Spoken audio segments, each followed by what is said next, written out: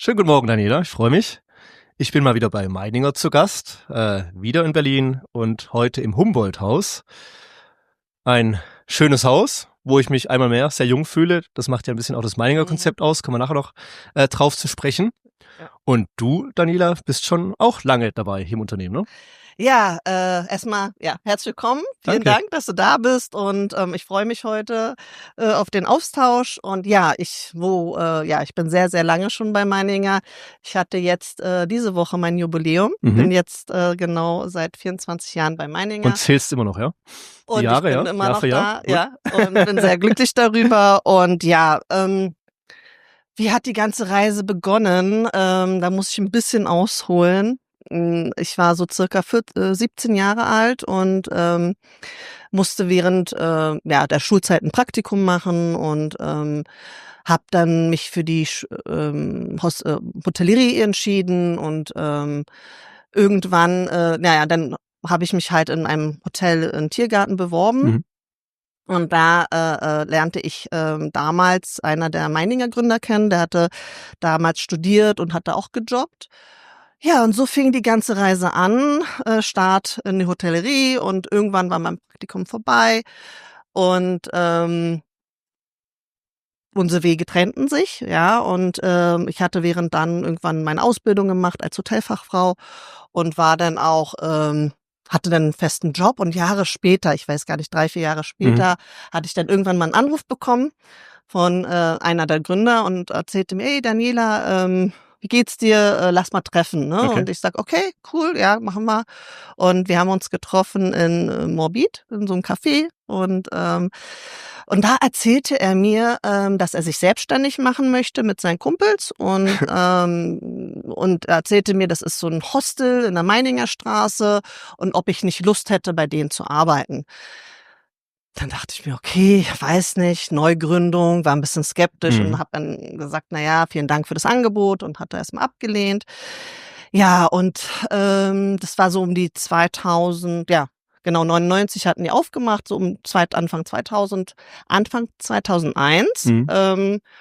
bekam ich einen neuen Anruf und hat gesagt: „Ja, Daniela, wir sind jetzt das Hotel ist offen, das Hostel ist Ja. offen, komm doch mal vorbei." Und er war total stolz und weiß ich noch ganz genau wie heute. Und dann sind wir dorthin, also ich bin dahin und habe mir das halt alles angeschaut und ähm, dann hatten wir uns halt noch mal unterhalten und dann kam eigentlich der Gamechanger, mit was er mich überzeugt hat.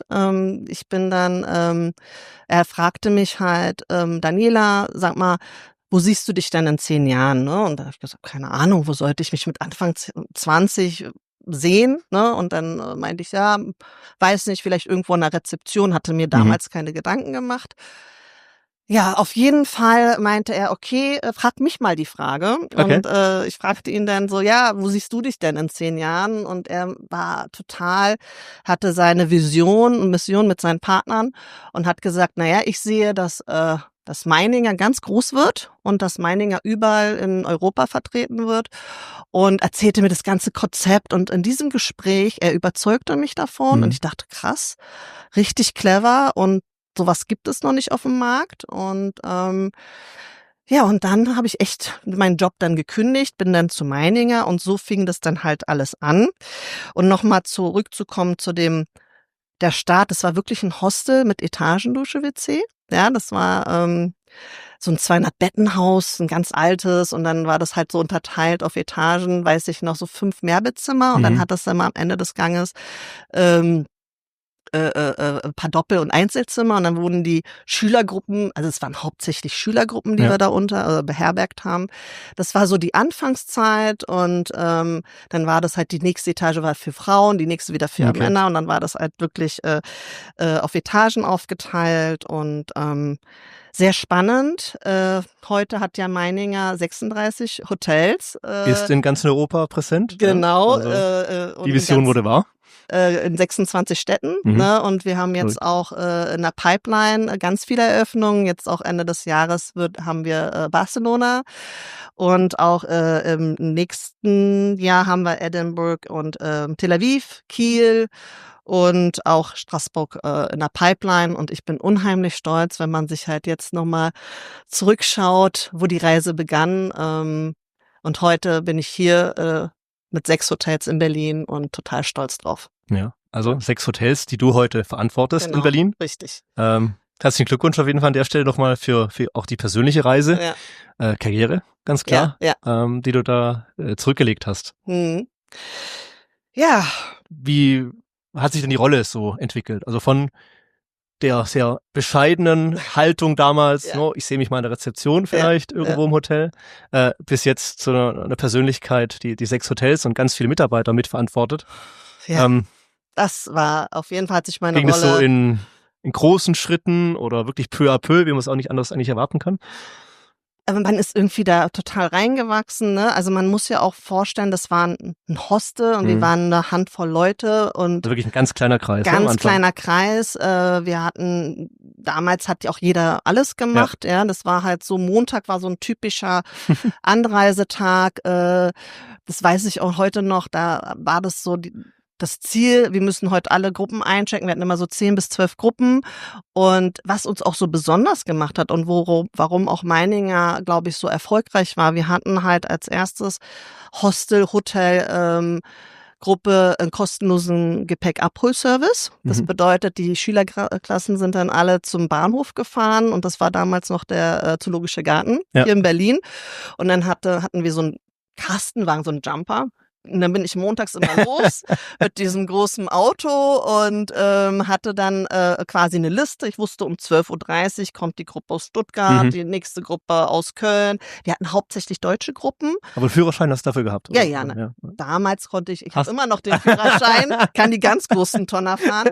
Naja, und auf jeden Fall, die Busse wurden auch irgendwann immer größer, weil wir immer mehr Gruppen hatten. Okay. Und naja, auf jeden Fall war ganz interessant. Dann bin ich immer montags halt die Gruppen abholen gegangen und das war ja auch ein Glück für die Gruppen, weil die konnten einfach nach Berlin reisen und hatten den ganzen Tag noch da, weil die mussten nicht ins Hotel. Ich habe die Koffer kostenlos abgeholt, habe die noch abgedatet. Ich so, naja, seid ihr alle vollständig? Kommt ihr zu Abendessen und so weiter? Und dann bin ich zurück. Das war so ein klassischer Montag.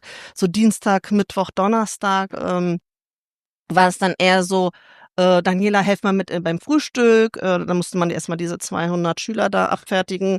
Dann warst du, kannst du noch mal schnell auf Etage für 1-2 Stunden. Dann war ich dann oben und dann eigentlich so zur Mittagszeit hat man noch 2 Stunden Reservierung gemacht und das ist auch noch sehr interessant, kann man sich heute gar nicht mehr vorstellen. Wir haben keinen Laptop gehabt, keine digitalen und dann hat man alles noch mit Papier und Stift und Fax und Briefe und Telefon und ich weiß noch, das Telefon klingelt und dann heißt es, ja, dann hier, ich möchte gerne ein Zimmer buchen und dann war da ein Herr Schmidt oder so dran und von Montag bis Dienstag und dann hat man mit Bleistift das eingetragen, ne? Und dann, wenn er eingecheckt ist, mit Kugelschreiber überschrieben, dass man es ja nicht wegradieren kann. Und dann hatte man noch einen roten Kugelschreiber mit Bets bezahlt und hat das eingetragen und so war wirklich die Anfangszeit. Und dann natürlich hat sich das sehr schnell entwickelt. Dann irgendwann hatten wir ein Hotel, dann hatten wir noch ein Hotel. Und dann irgendwann wurde ich alleine gelassen in Berlin. Also wir hatten damals schon 3 und dann das erste Hotel in München 2004.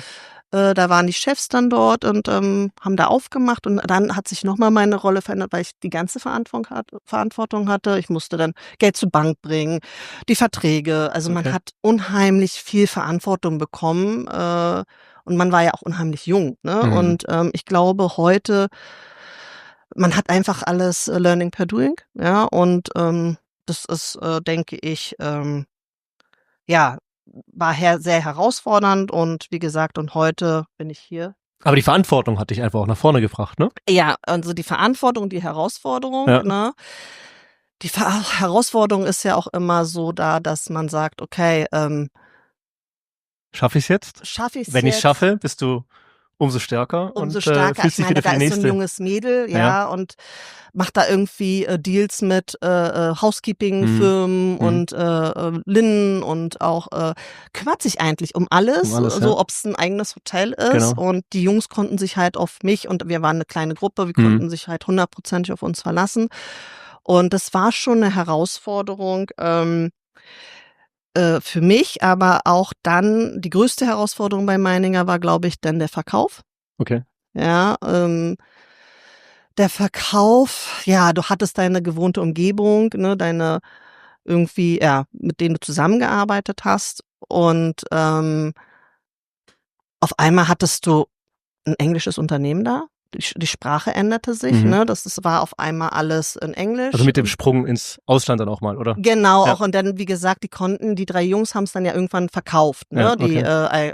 ja, die Gründer, Gründer, ja. und die mussten das verkaufen. Ich habe die Welt nicht mehr verstanden, Mhm. ne? Und war für mich ganz schlimm, und ich dachte: „Wie kann man so ein Lebenswerk jetzt verkaufen", ne? Und die meinten halt: „Na ja, wir kommen nicht weiter. Wir sind einfach nur, ja, das wir also, um Meininger groß zu machen, musste man halt einfach andere Wege gehen", und so kam der Verkauf von Meininger.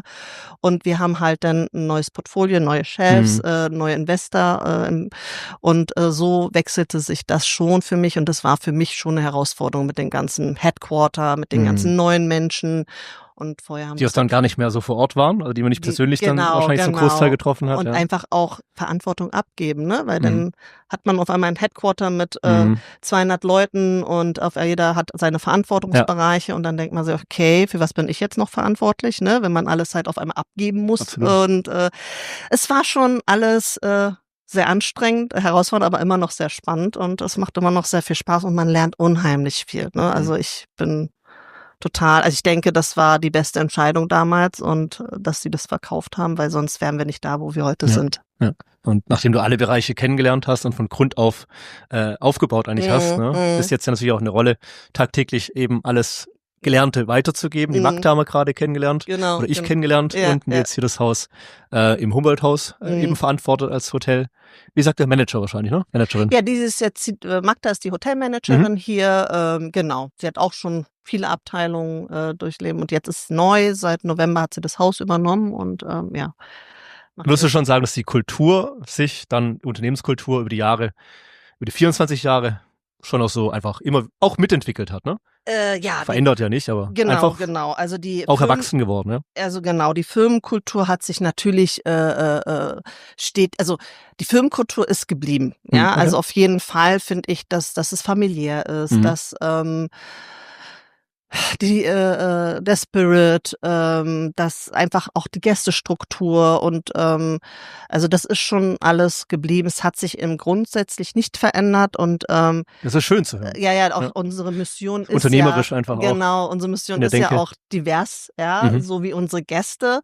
Und wir haben ja 1300 Mitarbeiter und 90 verschiedene Nationalitäten. Mhm. Und das zeigt einfach, wie kunterbunt, wie Ja, divers wir ja. sind. Und wir haben auch, ich glaube, es sind 50 Mitarbeiter, die länger als 10 Jahren bei Meininger sind. Und das spricht auch für uns Mhm. nochmal. Eigentlich hat sich so viel verändert, aber auch irgendwie nicht. Ja, schön. Ja, Okay. und darauf bin ich auch unheimlich stolz, dass wir einfach so sind, wie wir sind, und auch so authentisch. Ja, und das ist auch nicht gespielt. Ne. Ja, und hier gibt's einen bestimmten Spirit. Und das versucht auch gerade der Kern, gerade auch die 50 Leute, die so lange dabei sind, das immer weiterzugeben, dass das auch nicht Mhm. verloren geht. Und das ist uns ganz wichtig. Also Ja. kann ich nur bestätigen. Ja. Also als Gast checkt mal ein in der Rezeption und dann ist natürlich so der nächste Touchpoint Frühstück. Und ob ich jetzt hier war oder im anderen Haus von euch in Berlin, Mhm. das Mhm. war immer ein sehr, sehr, sehr, sehr freundlicher Empfang Mhm. und immer ein breites Grinsen. Also von daher Wir freuen uns kann auf Gäste. ich nur bestätigen. Ja. Sprich, an der Kultur hat sich nicht viel geändert, das Konzept hat sich nicht geändert, das war immer einfach durchgezogen, auch schön zu hören. Ne? Ja. Einfach eine Firma sich natürlich über so viele Jahre auch da behauptet und die Positionierung gleich bleibt. Mhm. Mhm. Was magst du denn persönlich an dem Konzept? Ist es das Klientel, also was einfach besonders ist im Vergleich zu anderen Hotels? Das ist so so breit gestreutes? Persönlich, was ich mag, also, also das ist halt so, dass persönlich mag ich halt, dass das auch noch alles so persönlich ist, ne? Okay, So, ja. ich kenne immer noch die Namen von den Mhm. Housekeeping-Mitarbeitern. Ja, wir arbeiten hauptsächlich mit Fremdfirmen. Wir haben langzeitige Partner. Mhm. Das ist uns auch, also gerade auch in Berlin, ne? Wir sind einfach so lange schon in dem Standort. Man hat sich halt als Partner auch, also Housekeeping-Partner, Linnenpartner. Mhm. Also das ist für mich halt sehr, sehr wichtig, dass das alles so beibehält, dass auch flache Hierarchien, Mhm. auch dass es halt, man hat kürzere Wege, obwohl wir so 'n riesen Headquarter haben und ganz viele Ja. Leute im Hintergrund ist es immer noch sehr persönlich. Man kann seine Ideen austauschen. Man hat halt auch, ja, also man wird gehört und gute Ideen werden auch umgesetzt. Das ist, denke ich, mir wichtig. Ja. Und nicht zuletzt eben dann das Klientel, ne? Ja, Bunt, kunterbunt, jung natürlich auch ja, zumeist. klar, alles. Genieße ich wirklich, muss ich einfach noch mal Ja, betonen an der ja, Stelle. ja. Wenn ich da morgens im Frühstücksraum sitze mit so Mhm, vielen jungen Leuten auch, mit den Klassen oder mhm, aus unterschiedlichen Ländern, ja. mhm. Französisch, haben wir im letzten Podcast gehört. Frankreich, euer größter Markt, Ja, auch oder Auslandsmarkt, was mhm, wieder dazu führt, dass auch viele französische Gäste und Klassen eben nach mhm, Deutschland kommen. mhm. Also ausgezeichnet. Die Gästeanforderungen, haben sich die Gäste so ein bisschen die entwickelt, verändert, sage ich mal, über die Jahre? Kann man da was sagen? I ja, Wenn einer so 'n jein. so 'n Blick hat, über 24 Jahre, ist schon was Besonderes. Also, was hat sich verändert? Also, der Gast an sich hat sich, glaube ich, jetzt nicht geändert so richtig, aber die Denkweise hat sich geändert. Also, das Thema ganz groß ist Nachhaltigkeit, ne? Dass man da, ich meine, wenn ich jetzt zurückblicke, das war klassisch, dass man mal Plastikverpackungen aufm Buffet hatte oder Gott sei Dank hatten wir nie das, dass wir sagen, wir haben Nähzeug und irgendwelche Plastikbecher oder 'ne Minibar, so was hatten wir Gott sei Ja, Dank noch ja. nie. Und aber auch die Gäste wollen das ja auch, ne? Also, die schauen, dass das halt, wir haben 'n plastikfreies Buffet. Wir versuchen auch, mit unseren Suppliern machen wir ganz viel, dass wir sagen, wir wollen große Verpackungseinheiten Mhm. anstatt klein und alles abgepackt. Oder mit unseren Housekeeping-Firmen besprechen wir auch, dass die halt weniger Chemie nutzen Ja. oder dass wir den Gästen auch sagen, also bitte das Handtuch nur auf den Boden legen, wenn es wirklich dann dreckig ist, weil wir das jetzt nicht jeden Tag Mhm. austauschen wollen wegen Waschen und äh, äh, äh, ja, LKWs, dass die immer herfahren. Das sind schon Sachen, ich meine, auch Meininger hatte damals beim Verkauf auch schon immer zentral geschaut, dass wir halt 'n deutschen Supplier hatten, ne, dass er Getränke Mhm. liefert. Wir hatten dann den besten Preis in Getränke, in Housekeeping, in Linnen. Und irgendwann habe ich auch gesagt: „Ja, ist toll, dass wir so 'n guten Preis haben, nur ist es, denke ich, besser, wenn ich einen regionalen habe", ne? Mhm. Und dann bin ich irgendwann ausgestiegen. Ja. Und das sind auch, glaube ich, so Sachen, die auch unsere Gäste, also wir versuchen das auch nach außen zu zeigen, dass wir da, Nachhaltigkeit ist 'n ganz großes Thema, Digitalisierung, ne? Das Ja. ist wichtig für die Gäste. Die wollen einfach, das war auch 'n großer Gamechanger mit Mhm. Marketing. Muss ich kurz mal Gerne, ausholen. gerne. Ich weiß ganz genau noch, wie viel palettenweise ich Flyer ins Haus geliefert bekommen habe. Und da war das halt so, man hatte 'ne ganze Wand mit Flyern, ne? Und dann hattest du München als Flyer, dann Mhm. hattest du Köln als Flyer, Frankfurt und so weiter. Und wenn sich irgendwas geändert hat, dann musste das alles weg in den Ja. Müll und dann, Gott sei Dank gibt es keine Flyer mehr. Gott sei Dank haben wir Hast den keine Lastwagen Visi wieder rausholen müssen, ne, um den Müll Genau, der Müll, den wir, das ist alles mit QR-Codes und Okay, das ist ja. auch 'n Mhm. Gamechanger für Ja. uns, auch mit der Lagerfläche und jedes Mal haben wir auch Ärger bekommen vom Marketing, ne? Dass Mhm. Daniela, da sind immer noch die alten Flyer. Ja, okay, haben wir schon wieder neue, ja. Und mit den QR-Codes und auch die Kommunikation. Und das ist auch den Gast sehr wichtig, dass man sagt: „Okay, jetzt kann ich im Zimmer kurz mal 'n QR ja, da was, ja, scannen und dann weiß ich halt den Ja, aktuelle, ja. haben wir heute 'ne Ja. Veranstaltung im Ja. Hotel oder was ist grade los in der Stadt?" Man kann immer die Webseite halt aktualisieren. Und das ist, glaube ich, also dieses ganze Digitale Mhm. macht vielen Leuten Angst.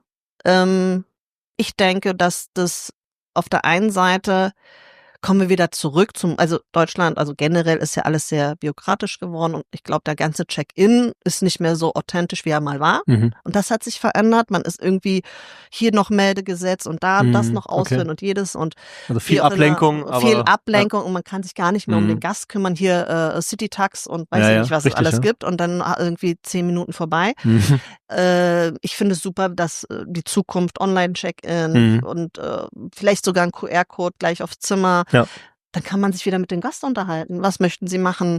Und das ist, glaube ich, und das hat sich geändert und kurzfristiges Geschäft. Also du meinst, es ist schlechter geworden? Also durch so viel Bürokratie? Es ist schlechter, es ist komplizierter geworden. Es ist komplizierter geworden, aber jetzt wieder vereinfacht durch digitale Möglichkeiten. Genau, und auch Meininger hat einen 3-Jahresplan, einen Roadmap in allen Abteilungen.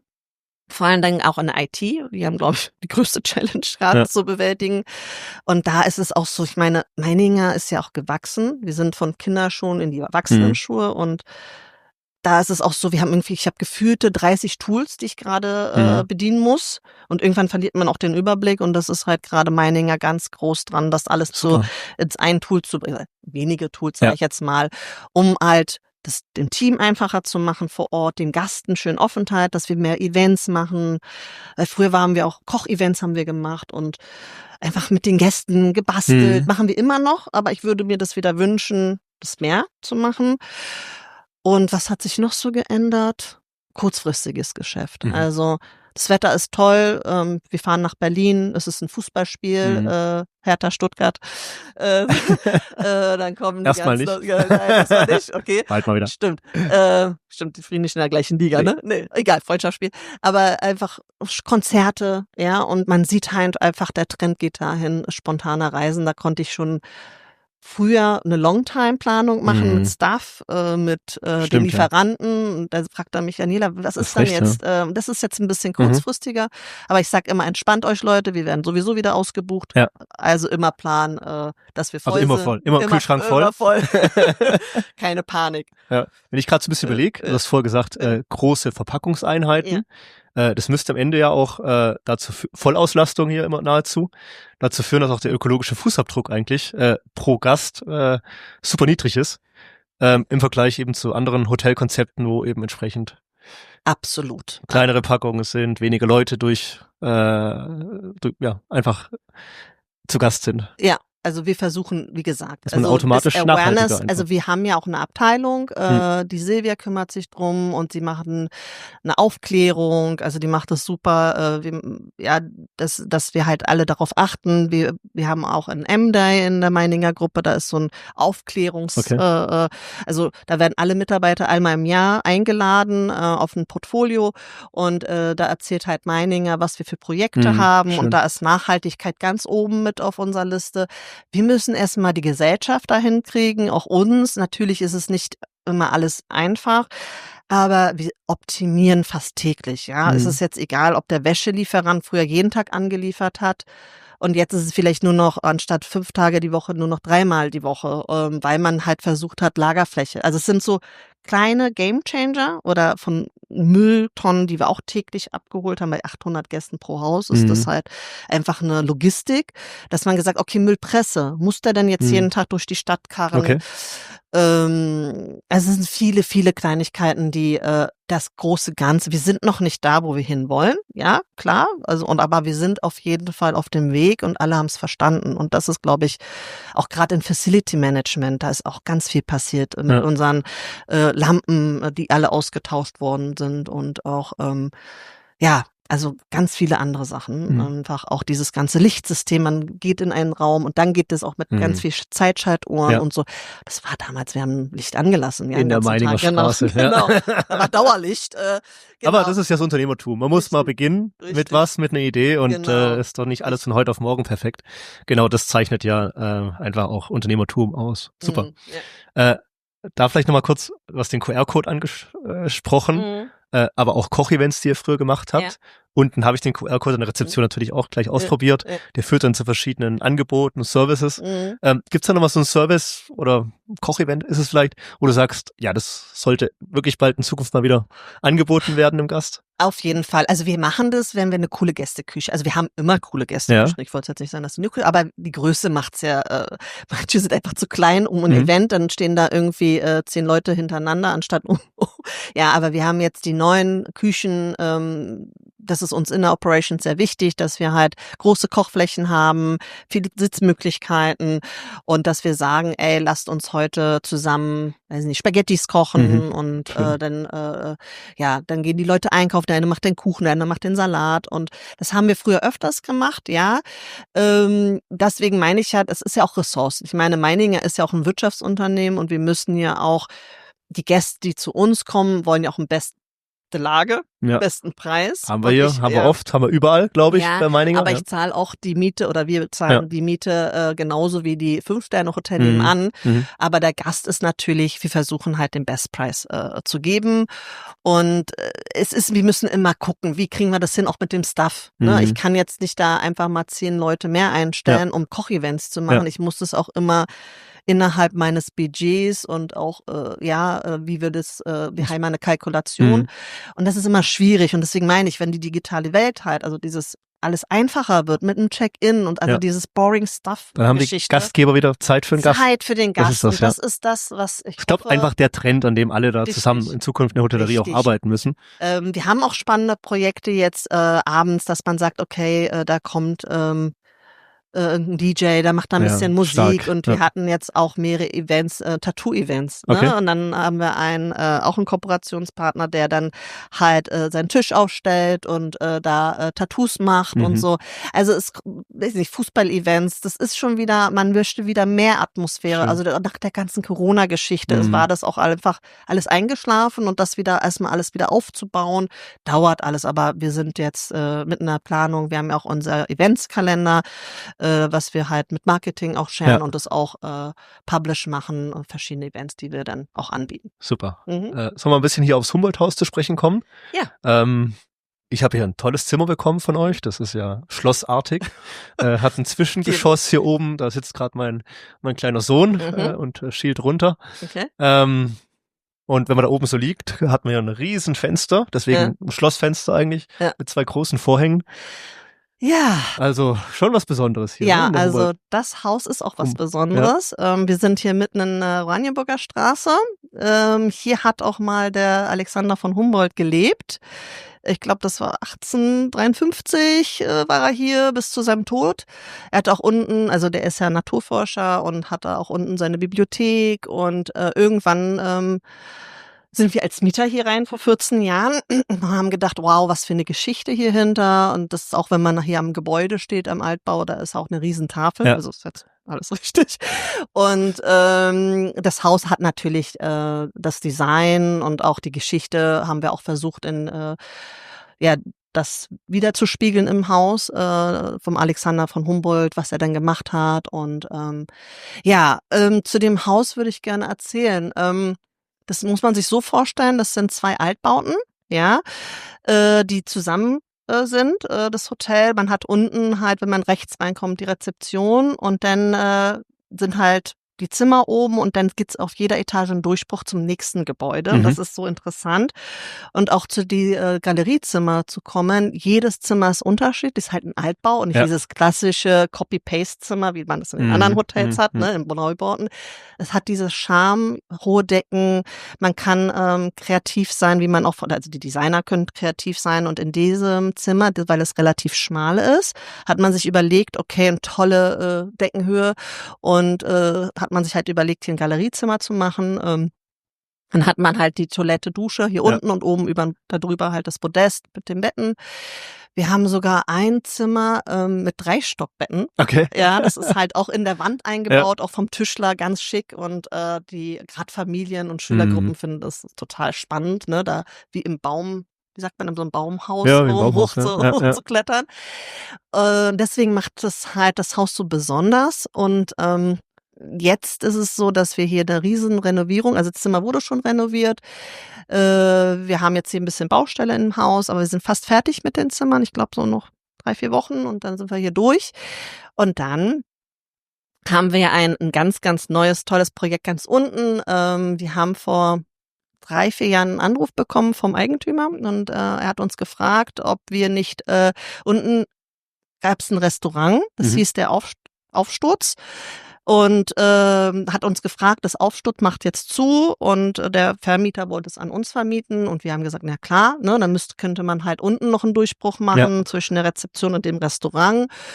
Leider kam Corona und musste der Pächter halt abgeben und ist leider krank geworden und aber Meininger hat gesagt, klar, wir wollen das, dann hat man halt beide Gebäude komplett. Okay. So, und was ist denn? Und da haben wir so ein kleines Schmuckstück im Keller. Da gibt es halt im Aufsturz gab es halt so einen Jazzclub und man muss sich das so vorstellen, der wurde 27 Jahre betrieben mit 100 Biersorten. Das war so ein Kultschuppen in Berlin und jeder kennt es und das auch gerade so für die Künstler, die hatten Ausstellungen. Viele kreative Leute waren immer auch da unten in den Jazzclub, hatten verschiedene Künstler, hatten ihre Auftritte. So, jetzt war das zu und auf einmal kam Meininger und hat hier die Türen aufgemacht, ein bisschen hier entstaubt, ein bisschen entrümpelt und es war Wahnsinn, wie viele Leute hier reingekommen, macht das Aufsturz wieder auf. Ich so, nee, das wird ein Meininger. Okay, schade, was passiert mit dem Club? Und wir so, wissen wir noch nicht. Also es war so ein bisschen, mal gucken, was passiert. Und die Grundidee war, jetzt quasi die Rezeption und das Restaurant zu verbinden, um dann eine größere Lobby zu haben. Und unten hatten wir die Idee, eine Schülerdisco reinzumachen. Und ich meine, wir haben in Berlin, habe ich so viele Schülergruppen, dass man gesagt hat, wir helfen mal den Lehrer, damit die sich abends auspowern können. Die können hier updancen, natürlich ohne Alkohol. Und das war die Grundidee. So, und irgendwann meine Kollegin Kathleen, sie ist die Hotelmanagerin in der Eastside Gallery, die ist begeisterte Comedian, also sie liebt Comedy und war damals immer Stammgast im Comedy Flash. Beim Jan, ist da der Geschäftsführer und und erzählte halt von dem Projekt hier, was wir hier machen und die hatten sich ausgetauscht und dann sagte er, ja, zeig mir den Club mal und so und dann war Jan da und total begeistert und meinte, naja, hätten wir hier eine Möglichkeit, uns so anzumieten und wie auch immer und dann meinte ich weiß nicht und dann auf einmal kam er mit Hans und Felix Lobrecht und meinten so, wir wollen den Club haben, was müssen wir tun? Und das war für uns nochmal okay, neue Perspektive, neue Gedanken, daran hatten wir gar nicht gedacht. Und so kam eine Partnerschaft tatsächlich. Die 3 haben sich dann halt selbstständig gemacht und haben dann letztes Jahr das Downstairs eröffnet. Das ist ein Comedy-Club, was sehr erfolgreich gestartet ist. Mit Felix Lobrecht, den kennt jeder, der steht ja auch für Spaß, er ist authentisch, ist ein Entertainer und auch Meininger ist ja auch, Step in and Explore, kommt zu uns als Gast und erkunde die Stadt und erforsche und das machen die ja auch. Die wollen ja auch, dass die Gäste eine tolle Zeit haben, die tolle Erfahrungen haben. Da freut sich der Herr Humboldt, ne? Wenn so viele Explorer hier zusammenkommen. Und so hat sich das, die Kooperation, weil ich denke mir, wir sprechen die gleiche Zielgruppe an, wir sind authentisch, wir sind lustig, wir sind hands-on. Und das war wie so Faust aufs Auge. Und seit einem Jahr sind die sehr erfolgreich, haben mehr als 6 Shows pro Woche. Ja, und jetzt sind wir dran. Also die waren relativ fix. Die haben das so toll renoviert. Die haben die High-Technik da unten. Also bist sehr herzlich mal eingeladen. Ja, Dann können wir gerne, mal abends zusammen zur Comedy gehen. Genau, und jetzt muss Meininger noch nachlegen. Und ich hoffe, dass wir bis Herbst fertig sind mit unserem Restaurant, mit dem neuen Konzept, was dahinter steht. Wird sehr spannend, ich verrate noch nicht so viel. Das wird unsere Marketingabteilung machen, mit einem tollen Konzept und da komme ich wieder vorbei. Kommst du wieder zum Essen und dann gehen wir zusammen in den Club. Podcast zu. Genau, und hier schläfst du, dann machen wir ein schönes Paket für dich. Genau, und das ist so die ganze, mein neues Projekt, meine neue Herausforderung. Ich freue mich, auch mit dem Team. Sowas hatten wir bei Meininger noch nicht, aber das wird ganz spannend. Ja. Und in welche Richtung es geht, auch so vom Look and Feel. Das ist ja hier einfach schon auch erkennbar. Ja. Auch wenn unten noch Baustelle ist gerade. Aber auch nochmal ein weiteres Upgrade einfach der Marke Absolut. Meininger. Ne? Ja, genau. Für uns ist ja auch wichtig, dass das halt, jedes Haus hat seinen eigenen Charme. Bei einem Projekt war ich sehr involviert, auch in der Design oder den Namensfindung oder die Idee. War in der Eastside Gallery wann war das? Ja, vor 7, 8 Jahren. Und da weiß ich noch, das war ganz toll, da saßen wir alle an einem Tisch und dann war da halt Marketing, da war Projects, Facility Manager, also ganz verschiedene Leute am Tisch und auch die Designer. Und da hat man überlegt, was können wir denn jetzt hier den Namen geben. Das war so plakativ jetzt mal, also an der Eastside Gallery zu sagen, ja, Mauer und Graffiti und das wollten wir dann nicht.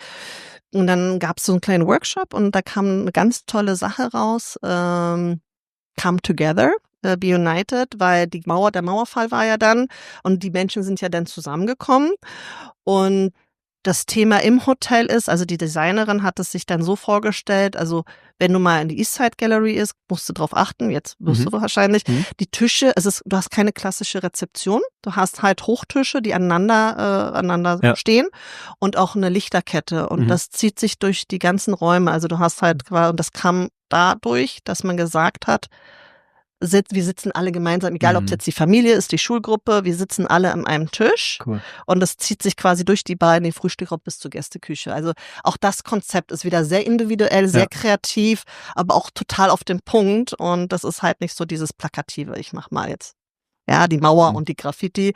Auch jedes Haus hat seinen eigenen Charme, wie hier Humboldt, da das.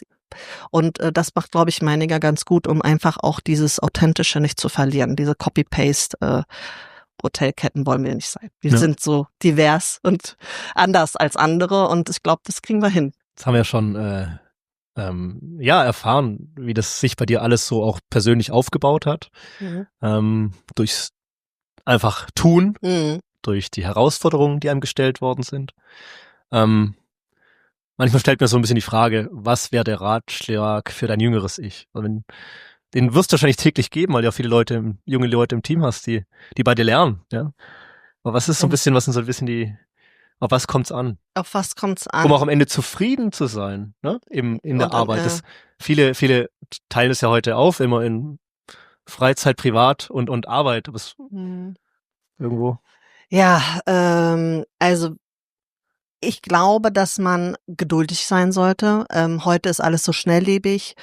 Und ich glaube, man sollte auch nicht so verbissen. Man hat, also klar, soll man Ziele haben, ja, aber manchmal ist man so verbissen, ich muss jetzt das machen, um das zu machen. Und weil das eigentlich auch durch die Social Media so geprägt ist, wie andere das alles machen. Und dadurch setzen sich viele, gerade die jüngere Generation, total unheimlich unter Druck. Und die haben das Gefühl, jetzt habe ich jetzt meine Ausbildung, ich muss jetzt studieren, ich muss jetzt Angestellter sein, ich muss jetzt meine nächste Position erreichen. Und alles kommt so, wie es kommen soll. Also man soll alles ein bisschen entspannter nehmen und auch einfach, wenn man was macht, das länger also geduldig eine Sache länger machen. Ich gebe mal jetzt ein Beispiel. Rezeption. Ja, dass man sagt, okay, ich bin heute Rezeptionist und nach 3 Monaten kommen die und sagen, ich möchte jetzt Supervisor werden. Ich kann ja hier alles. Und darum geht's eigentlich gar nicht. Es geht gar nicht um die Prozesse, die man in dem Moment lernt. Und es geht ja darum, dass du die Lebenserfahrung, also man muss ja einfach erstmal eine Lebenserfahrung lernen, um halt auch mehr Verantwortung zu bekommen. Man kann nur mehr Verantwortung bekommen oder lernen, wenn man halt eine Zeit in einer Sache lange gefestigt ist. Genau, ne? Und auch die menschliche, das ist ja, also ich meine, ohne Menschen funktioniert kein Job. Und ich glaube, das ist ganz wichtig. Arbeite doch erstmal mit Kollegen, wie arbeitet man zusammen, wie kann man sich gegenseitig unterstützen. Und das sind so alles Sachen, was ich Leuten gerne immer auf den Weg gebe und sage, einfach geduldiger sein. Guck, dass du halt erstmal das, was du machst, sehr gut machst und lerne aus Erfahrung. Mehr kann ich eigentlich zu dem Thema nicht machen, weil ja, man muss halt einfach am Ball bleiben und immer eine Schippe drauf. Also nicht stagnieren, ja, das ist auch ganz wichtig, auch immer weiter. Aber auch ich sage immer, oder das hat auch eine Kollegin von mir, Steffi, immer gesagt, wir brauchen nicht nur wir brauchen nicht nur Häuptlinge, wir brauchen auch Indianer. Und das ist auch okay. Ja, wenn man sich als Indianer in der Rolle in Ordnung führt und gut fühlt, soll man das auch machen und sich nicht zwingen, nur weil die Gesellschaft das möchte. Und alle sind wichtig im Rat. Und ich sage immer, und deswegen, und das versuche ich auch meinen Leuten immer zu sagen, alle sind gleich. Es ist keiner, nur weil er einen besseren Titel hat oder so, irgendwie anders. Wir sind alle auf einer gleichen Augenhöhe und jeder in unserem Hotel zum Beispiel oder am Headquarter, jeder hat eine wichtige Rolle und ohne diesen Rädern würde das alles gar nicht funktionieren. Und alle zu akzeptieren, so wie sie sind und wo wir auch vom Gedanken her, viele sind auch sehr egoistisch, ja, dass man halt nur an sich denkt, dass man auch jetzt mal wieder so ein bisschen Empathie, kam auch durch Corona leider, dass es halt so, jeder hat sein Ding gemacht, dass man dann sagt, okay, ein bisschen auch viel mit den anderen, auch Leute, die haben es nicht so einfach wie wir hier, ne, die Leute zu integrieren. Leute haben auch Handicaps oder. Das ist auch eine Sache, was uns jetzt auch ganz wichtig ist für Meininger, dass wir halt so nicht nur Inclusion in jeder Richtung auch machen und dass wir auch die Leute alle mitnehmen und sagen, ey, uns geht's allen so gut. Ja, lasst uns auch noch mehr für die Gesellschaft tun und noch Leute mehr zu integrieren. Das ist auch so das, was ich den jüngeren Leuten mitgeben will und nicht dieses egoistische Denken. Schön. Ja. Und wenn du dir jetzt noch ein Meininger wünschen könntest, dürftest, welche Stadt, welches Land, welcher Kontinent wäre das? Kommen ja sicherlich noch ein paar. Ja, hoffe ich. Ja, da bin ich vielleicht so, nicht egoistisch, aber meine Eltern kommen ursprünglich aus Ex-Jugoslawien. Meine Mutter ist in Belgrad geboren, leider schon verstorben, aber mein Wunsch wäre das vielleicht ein Haus in Belgrad. Ich glaube, da ist auch viel Geschichte dahinter, ist eine schöne Altstadt. Das wäre so ein Wunsch, ist auch in Europa, ist jetzt auch im Kommen, ne? Also generell die Stadt. Und die zweite Stadt wäre Istanbul. Auch mit dem Hintergrund, mein Mann kommt aus der Türkei und ich glaube, das ist auch so ein bisschen unsere Elternwurzeln, wo man auch mal so vielleicht auch cool in der Stadt, wenn man mal sowieso Oma und Opa besuchen geht, zu einem Meininger. Ganz früh habe ich immer gesagt, Istanbul werde ich eröffnen, ich als Hotelmanagerin. Darauf hätte ich auch noch mal Lust, ne? In einer fremden Stadt. Ich bin ja nur in Berlin, ich habe ein bisschen Heimvorteil. Haben sich die Schwiegereltern gefreut, als du gesagt hast, du eröffnest eines Tages Meininger Istanbul. Ne? Genau. Ja. Jetzt weiß ich nicht, ob ich da noch die Nerven dafür habe, nochmal für eine Eröffnung. Aber gerne unterstützen. Das sind so die zwei Städte, weil beide so Metropole und gute Lagen, kann ich mir gut vorstellen, da nochmal einen Meininger zu sehen, irgendwann mal. Aber ich hoffe, dass ich nochmal so lange da bin. Vielleicht funktioniert's ja. Ja, dann hast du auf jeden Fall wie nennt man das, Rentenobergrenze, 45 Jahre übertroffen, wenn du nochmal so lange dabei bist. Hat mir riesig Spaß gemacht. Ja auch. Wirklich mal nochmal so tief und eigentlich an Anfang der Meininger Story mit dir zu gehen. Ja. Ja, ich glaube, ich könnte noch stundenlang erzählen. Die Gründer hast du überlebt. Ja. Ich habe alle überlebt. Ich weiß gar nicht, wie viele Chefs ich hatte. Und ich bin immer noch da. Okay, vielleicht bin ich auch nicht mehr so kündbar, aber gut. Wird teuer auf jeden Fall. Aber schauen wir mal, wo die Reise hingeht. Ausgezeichnet. Okay. Also dir persönlich alles Gute. Danke. Und natürlich der ganzen Meininger Familie. Ein paar Namen hast du ja schon erwähnt. Das zeichnet dich auch aus. Einfach, dass du ganz genau weißt, wer wo wie hier seinen Teil auf der Reise schon zu beigetragen hat. Und ich freue mich. Ich freue mich auch. Vielleicht auf unseren Comedy-Besuch dann. Sehr gerne. Machen wir. Spätestens Ende des Jahres. Ich freue mich. Bis dann. Ciao, ciao.